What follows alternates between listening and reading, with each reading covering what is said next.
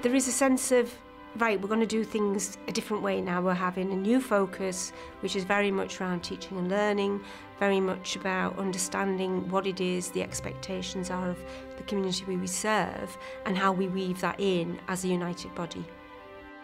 At Carlisle College, a fundamental restructuring of the corporation board is taking place. This innovative model for governance relies on a new level of participation by all governors. One of the interesting things about the New Freedoms was that it recognised finally that one size does not fit all, and that as a very small college we can have a different governance framework to a much larger regional college.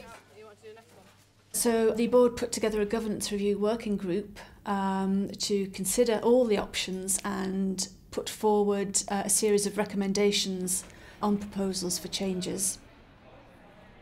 When we first got together as a working party, the first 10 minutes we said, well, things are working pretty well, aren't they? You know, and people were pretty happy.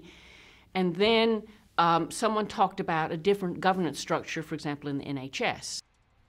We particularly focused on National Health Foundation trusts and thought that a smaller core group of governors with the remit to meet with key stakeholders as and when would form a better framework. Up until now, we've had a board of 18 with 2 staff governors and 2 student governors. We're proposing to reduce that to 12, abolish the subcommittees, and as part of that reduction to 12, we'll have just 1 student governor and 1 staff governor. It was very clear from our annual self-assessment that 18 was far too large a number to enable all governors to engage effectively in the key areas of the corporation's business.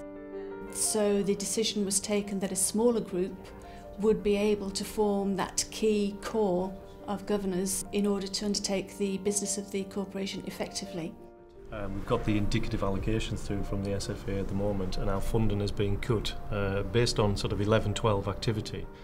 If you have subcommittees, there is a tendency for governors to start specialising in that particular activity or those sets of issues. And we didn't want that. We wanted every governor at every board meeting to be as fully engaged as possible with all of the issues.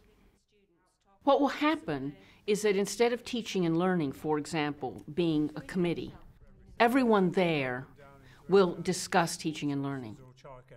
So that's a huge change. Moving from a larger board to a smaller board will enable us all as governors to focus more on working with stakeholders, working with students. Also, if you're going down to 1 student governor and 1 staff governor, we need to look at other ways of talking to and consulting with staff and students.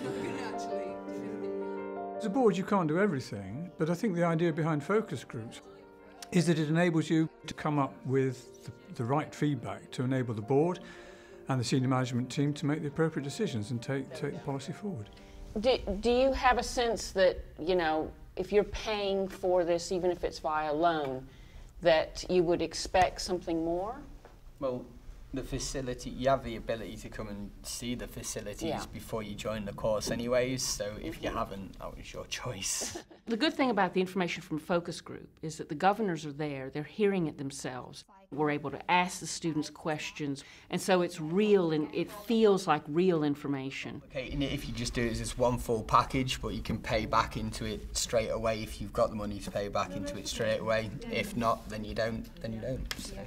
Having spoken with key stakeholders, those governors would be able to take that viewpoint back to a full meeting of the corporation. We were quite astonished at the response of the learners, and the main thrust of what they were saying was that because we're mature students, we are pretty well motivated, we know why we're here and what we're doing, we're happy to take on a loan of £1,000, crack on with it.